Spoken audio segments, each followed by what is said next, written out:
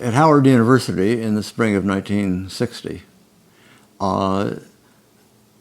lunch counters throughout the south of this country were segregated. So we went to what was called People's Drugstore, but segregated. And they were only going to serve white people, and I was with my black friends.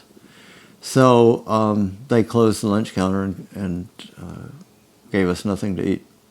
So we sat there for 2 days, and it was the most challenging 2 days of my life. People would spit at us in the face. People put lit cigarettes down our backs. People punch us in the stomach so hard we would fall on the floor, and then they would kick us.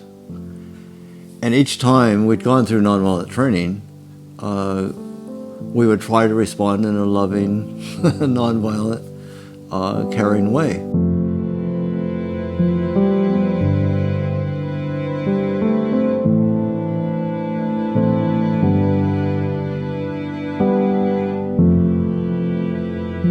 My name's David Hartsough. I'm from San Francisco, California. I'm a member of San Francisco Friends Meeting.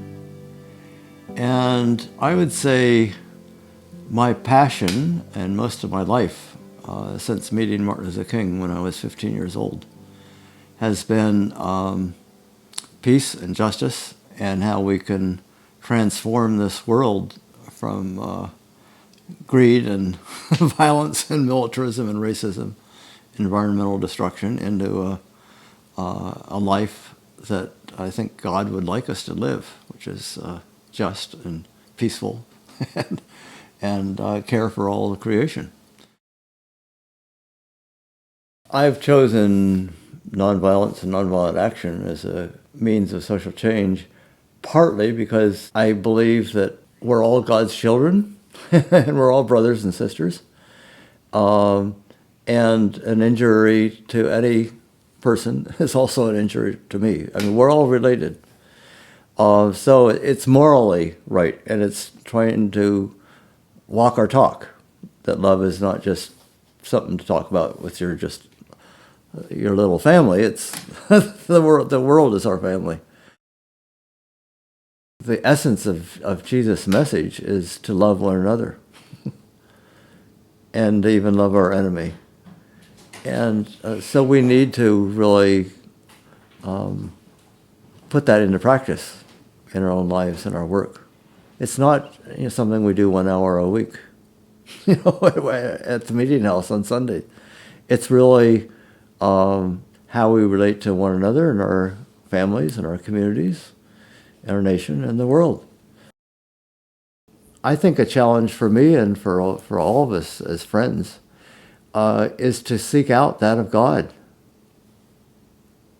in one another, with our friends and neighbors and with the enemy. I don't think there's some people that have that of God in them and other people are totally evil. I mean, that's what our government and many governments teach the people, is we're the good guys, they're the bad guys. I think Martin Luther King called it the beloved community. And we talk about the kingdom of God. Well, our challenge is to help build that kingdom, that brotherhood here on earth. And that's a very important part of, to me, what being a Quaker means.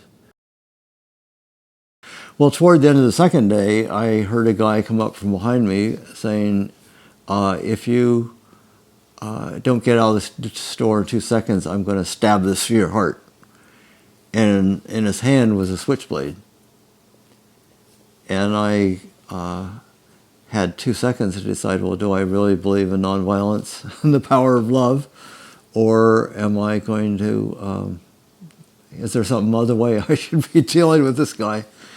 But I only had 2 seconds to think about it, and we'd had a lot of practice, and I just looked at him in the eyes and I said, well, friend, do what you believe is right, but I'll still try to love you. And it was quite amazing. I was just 21 years old at the time, or just barely 21, and his jaw began to drop, and his hand shaking with a knife began to fall, and he turned around and left the store. He was ready for any kind of violence on my part, but he was not ready for somebody, saying, "I'll still try to love you."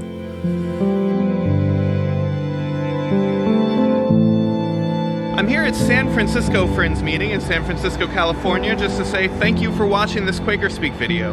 We release a new video every Thursday, and you can click on the button over here to subscribe to the project.